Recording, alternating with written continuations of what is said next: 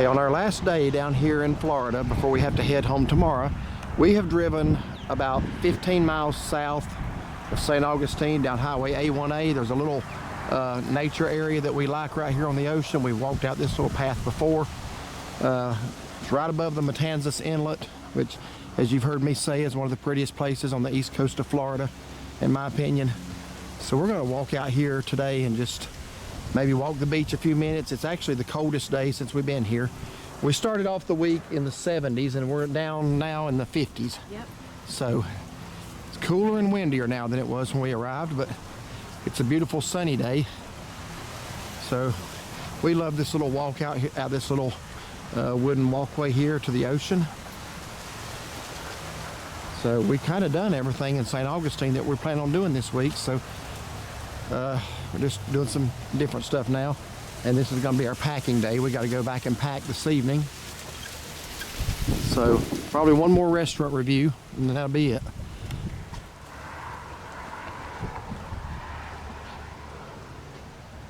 And sometimes in the summer, I don't know about the winter time, I know in the summertime you can see some really big turtles. If you look right in these little weeded sandy areas here. They're tortoises, I guess, but they're rather large.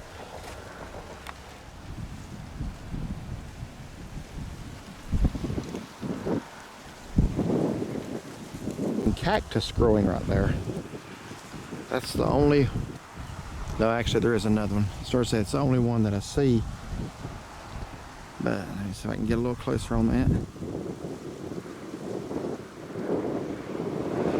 There's actually another one, a couple more right up there. What I was telling you about, it's a gopher tortoise. In the height of summer, you would not stand in this spot long. The heat would drive you away, that is the truth. So apparently that gopher,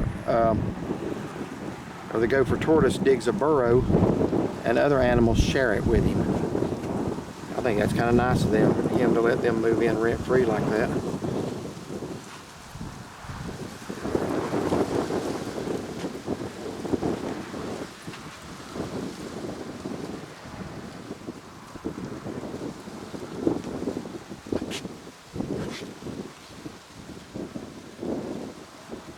So he shares it with a rattlesnake.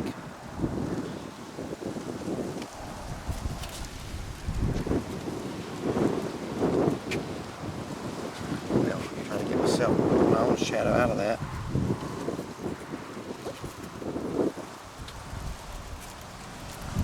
Maybe if I stand back and zoom, maybe that'll be the trick.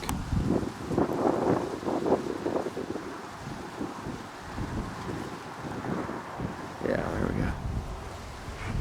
So we were just down in this area a couple of days ago in Fort Matanzas. You'll probably see this video before you see that one, because that one's going to take a little bit more editing to do. But we were just down here the other day. We're back on our last day here.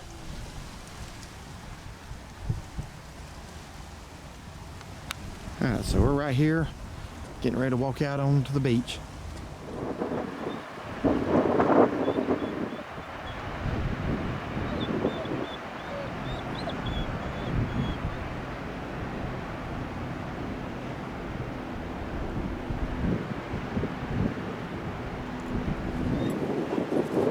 You're going to walk down to, I'm just going to call it the point, down here where the Matanzas Inlet does come in to the Intracoastal Waterway.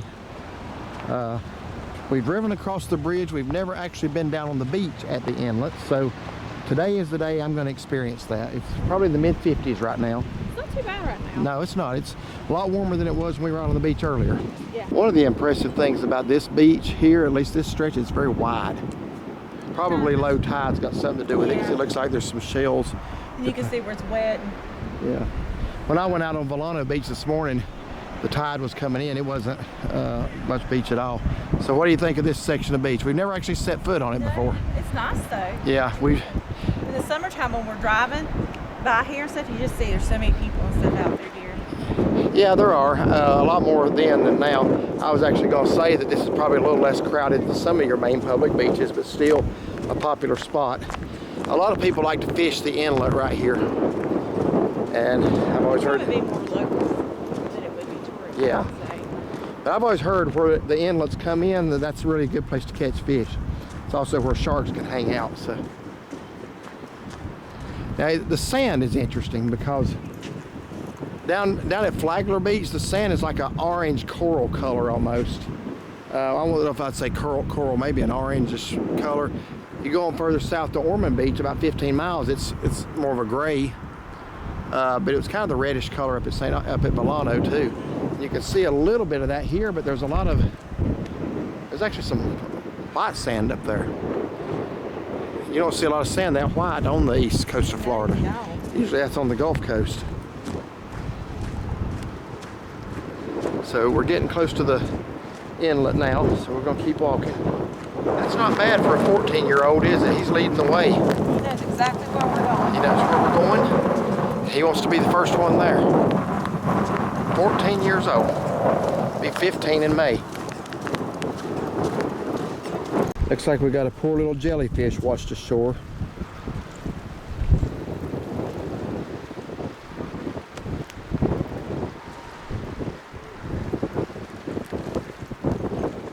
We've arrived down here at the inlet, and the water is kind of brown right there.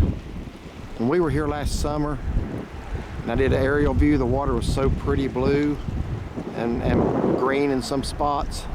It was just like a swirl of colors. You gotta check out that. It was a drone video, northeast Florida coast. But water don't look like that today. Just the number of shells that have washed ashore down here at the inlet as opposed to just a few 100 yards back, it's pretty significant. A lot of stuff washes ashore right here.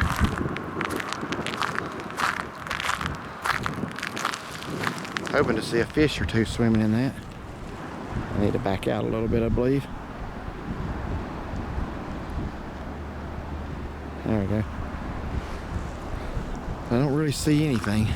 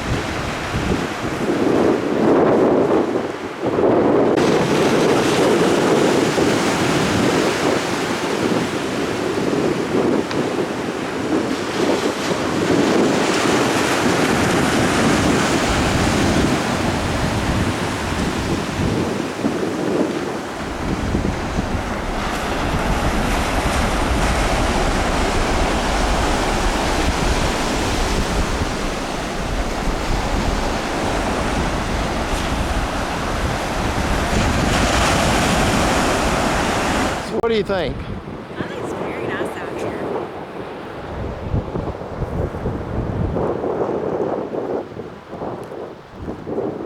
Rovier, what do you think? He's enjoying it a lot too. I said, what do you think? Rovier, what do you think? What do you think?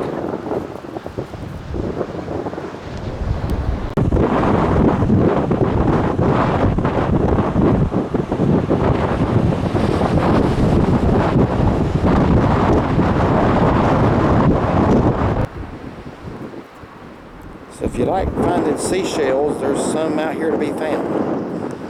Haven't seen a shark's tooth yet. That's kind of what I was keeping my eyes open for.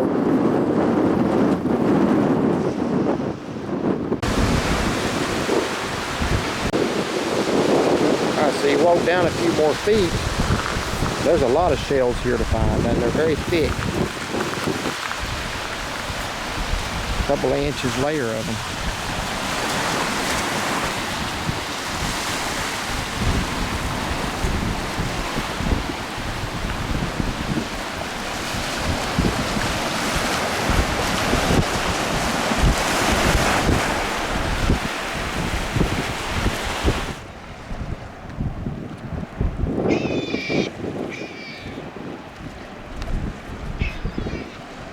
Okay, one of them has a fish and the other one's wanting it. That thing's actually carrying a fish. I can see it. The other one's trying to steal it. But I can't get close enough to see that. He had a big shiny silver fish.